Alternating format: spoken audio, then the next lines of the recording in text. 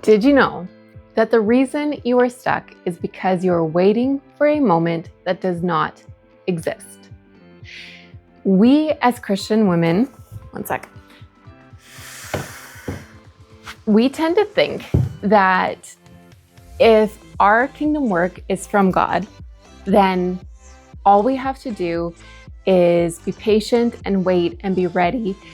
And then if it's from him, he's going to do something to just basically take us from step 3 to 70 overnight. Like one day we're just going to wake up and we're going to be there. There's this idea that somehow again, if it's of God, if it's something that Jesus really wants to do in your life, then he's going to take you from where you are and just plop you into where he wants you to be. And that's not how things work. Like maybe 1 in a million, something like that is going to happen. But for the most part, change does not happen by taking big leaps. And so we have this like lie that we believe and this myth that we've been stuck believing and not even realizing that we're believing it, when all that you need to do is take one small step, and then the next day you're going to take another small step. And then the day after that, you're going to take another small step. And it's not glamorous. It's not like, it doesn't make this great grand story, but it works. So I want you to think of someone that you know. It could be someone that you know personally, or just kind of like an acquaintance, or someone online, but someone that you know that you're aware of who's done it. Like they've arrived. They're that amazing Christian woman who has done what God has called them to do. And see, the thing that we tend to believe about them, again, that we don't even realize that we are believing about them, is that they somehow just took that leap from being like an ordinary Christian woman like me to where they are now. And then again, without realizing that we it's like the voice going on in our head sounds something like, well, if she's there, that must mean that God really wanted that to happen and he saw that through. And since I'm not there, then I guess maybe he doesn't want what I want to do happen, or he doesn't want to make it happen.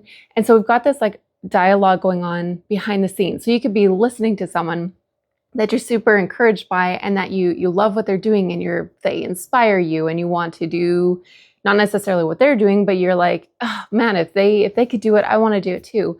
But then the dialogue starts and we get stuck thinking that somehow they were able to like take that leap, or that God did a miracle in their life and they went from like step 13 to step 70 overnight. So let's say, for an example, that you are someone who you want to feed the hungry. And you not only want to feed the hungry, but you want to teach them how to garden. You want to teach them how to cook. You want to teach them how to really like just know what they're doing with food, so that they can go on and not only know how to feed themselves, but how to take care of their family and how to help other people by using the ground that God gave us to produce food. And so where you're not just there, you want to get them out of that place where they're stuck just always needing help. You want to actually enable them to be able to go on and help themselves. And so let's say 5 years down the road, you are in that place where you're not just feeding people, but you're giving them all these tools. And let's say you're connected with an amazing seed company who has, where the not employees, the owners they've caught your vision, they love what you're doing, and they have invested their time, they're partnered with you, and they've given you a bunch of tools to get to where you are. And not just them, but you've partnered with a bunch of other people who they all want to see this happen as well. Let's say that you've got people skills that you never thought you would have. You're not a pushover, but you also know how to lovingly push people to do better and to not stay stuck with just in their past behavior and who they've been, and thinking that they always just need help from other people. So let's say just, you're totally crushing it, for lack of a better term. I typically don't use that, but let's say you're crushing it. I can guarantee you that when 5 years down the road, you're totally doing this, when you look back at yourself now, you are going to see someone who made a ton of mistakes, who had to learn how to take a lot of small steps, who had to go through experiences that were super uncomfortable, who had to learn how, I mean, where maybe you're amazing at gardening now, but maybe you're not. And so maybe you went through tons of learning curves where you planted seeds and you overcrowded your garden, or you just like where you're engaged with the process and you're actually learning, and you're looking at, like, when you look back, you're going to see someone who stopped believing that if this is of God, then just there's some magical leap that's going to happen. But you applied yourself to the process and you learned, you took the small steps, and you figured out, what are you good at? What are you not good at? What do you need to learn? And you did the work that you needed to do in order to get there. When you start to actually take those small steps, and small, it depends on, it's going to look different for everybody with what your goal is, what you're needing to make happen, what your life accommodates. But when you start to take those small steps, you're going to find that momentum really begins to kick in. And it is incredible when that happens. So those first steps they're going to feel small and annoying, and it's almost going to feel like you're going backwards when you actually, let go of that myth that you need some big leap, or that if God really wants this to happen, he's going to just magically make it happen.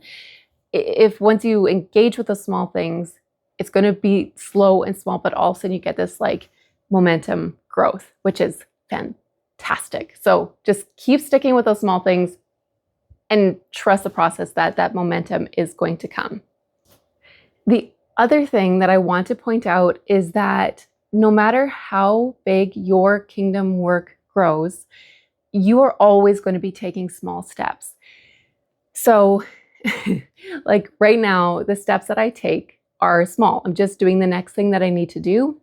And I'm engaging with that next, whatever it is that comes up, it's like, okay, this is what I need to do. And then I'm going to do that thing. A year ago, the things that I'm doing right now felt so huge. It would have taken me 2 weeks to do, just mentally. It was so overwhelming that it took me 2 weeks to accomplish what I can now accomplish in 2 hours. And it was like, how am I ever going to get there? It's so massive. It's so slow. It's so overwhelming. I don't know how to do this. But when you, again, engage with the process and you're taking those small steps, then you are going to, I'm totally distracted. The dishwasher's on, and that's where I'm like, oh no, I hope it's not picking up that sound. Sometimes I worry way too much about the sound, but anyway, what was I saying? When you engage with the process, you're so a year ago, I needed just to take that next small step. And even if it took me 3 days to do it, something that I could do in 30 minutes, because I engaged with that, I gave myself the chance to learn it, to get comfortable with it, and then to turn it into a system, which now I can just apply that system that I created and move forward with it. Or now it starts to become second nature. I know that 2 years from now, I'm going to be doing things that if I could see it now, that would have felt impossible to me. So just because, no, that's not what I wanted to say. Just to summarize this section, no matter how far you go, no matter how big your work gets, you're always just going to be doing the next right thing, that next small step, that next piece to the puzzle that needs to be put into place. You're never going to be all of a sudden putting 10 pieces to your puzzle in place all at once. It's just put that next piece in and that picture grows, but you've had a chance to actually grow into the work that you are doing, whatever that is, right? Whether you are helping a single mom in your neighborhood, or you have some ministry that's overseas, whatever it is that you are doing, give yourself that chance to just do the next right thing so that you can get comfortable with it and grow into it. And so that you're giving yourself the chance for it to become easy. So there's a lot that happens in small steps. It's not just it's you're building momentum. You're giving yourself a chance to get comfortable. You're giving yourself a chance to try something, to fail at something, which you're not failing, you're just getting feedback on what works or what doesn't work. And so there's a lot, like the season of really small steps. The beginning season is so massively important that I hope that you can embrace it with love and affection. And I know it's annoying when you feel stuck. And I know it's annoying when things feel small. And when you're just asking God, like, why is this not happening? When is this going to happen? I thought you called me. He might have called you decades ago to something and you just can't figure out why it's not happening. So I want to invite you again to say yes to the slow process, just allow yourself to lovingly remember, but also forget the struggle, and to just say, you know what, let's make this happen. Let's let it be slow. Let's let it be hard or easy or whatever it needs to be. But let's make it happen and just take that next small step. There's so much that can be said about this. So I'm trying to it's like, what pieces do I add and what do I leave out? Okay, action steps, which is always really important that I like to include. Your action step is going to be what is that thing that you're wanting to do? So that big thing way down the road. And sometimes what I also like to do is, there's a bug on my foot. We've got these June bugs all over the house. So you look way down the road. What is that big thing that you would love to see happening? And by big, I'm not saying it's necessarily big to other people, but for you, it's like, yes, that's the thing I want to do. And what is sometimes I find super helpful is to just be like, okay, is 30 days from now, where do I want to be that would be in line with that big thing, right? So it's kind of like, it just helps to shrink it down. Like, what's that next piece that I need to, how do I just shift this a little bit in that direction, or shift my life in that direction? And then look down at your feet. Like, look at, where are you right now? What is in your hand? Look at your schedule. What are the skills that you have? What are the skills that you don't have? What are the things that you need to develop? You're really just wanting to embrace exactly right where you are, so that, and then when you look at where you are and you look at where you want to be, it's what is that next piece that you need to add to the puzzle in order to actually fill this thing out. So it might be that you need to take a course. Maybe you need to complete a course that you already bought. Maybe you need to call someone. Maybe you need to go, it's whatever it is, you're looking at just what is that next step for you. It's not because let's say you can have 10 different people who all have a similar goal to what you have. But for each single one of those people, they are going to, their next step is going to be totally different. Because maybe you have amazing people skills, but you don't have computer skills. Maybe they have computer skills, but they don't have people skills. So the steps that you, the gaps that each of you have that you're going to need to add into your life is going to be different. So only you are able to answer this based on where you want to be and looking down at your feet, look at your hands. What do you have? What is in your hand right now that it just look at where you are and then take that next step from right where you are. And this, for some of you, has to come with a lot of compassion, because we can be extremely critical of where, just feeling like I should have been so much farther than where I am right now. So if you do have that critical voice, again, just going to invite you to just be a little bit more, maybe not a little, but maybe a whole lot more compassionate towards yourself. Because the thing is, you are where you are and you cannot change it.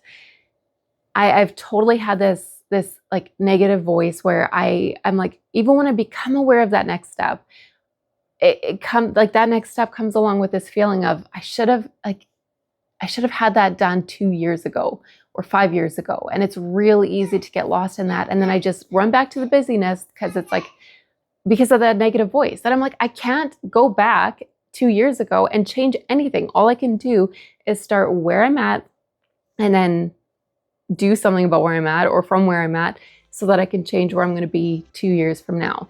And it's not easy, but if you can just again, with these small steps, you're allowing yourself the chance to grow, the chance for that discomfort to come up, for that negative self-talk to come up, and you're slowly changing that. You're growing in skill.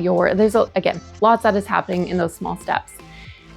I'd love to know, what is that thing that Jesus has called you to do that you would love to see happen? And what's the next small step that you need to take based on where you are? And to end, here's just a friendly reminder to read your Bible, get lost in the story of God, and play your part. And I will talk to you soon.